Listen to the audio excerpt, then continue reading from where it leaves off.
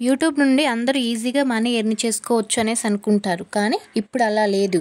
ఇకపై ఉండదు. మోనిటైజేషన్‌లో చాలా మార్పులు చేసింది యూట్యూబ్. ఎందుకంటే యూట్యూబ్ క్రియేటర్స్ అనేవాళ్ళు ఎక్కువ అవుతున్నారు అని. ఇప్పుడు మనం యూట్యూబ్‌లో ఇంతకు ముందు ఉన్న పాత రూల్స్ ఏంటి? ఇప్పుడు యూట్యూబ్ కొత్తగా ఇంట్రొడ్యూస్ చేసిన న్యూ రూల్స్ ఏంటి అనేవి మనం తెలుసుకుందాం. ఇంతకుముందు ఏఐ కంటెంట్‌ని యూజ్ చేసి చాలామంది మనీ అనేది ఎర్న్ చేశారు. కానీ ఇకపై అలా ఉండదు. ఇన్‌కేస్ ఏఐ కంటెంట్‌ని జాగ్రత్తగా యూజ్ చేయకపోతే ఆ ఛానల్‌పై ఎఫెక్ట్ పడే అవకాశం ఉంది. అదే కాకుండా మోనిటైజేషన్ కూడా పోయే ఛాన్స్ అయితే ఎక్కువగా కనిపిస్తుంది.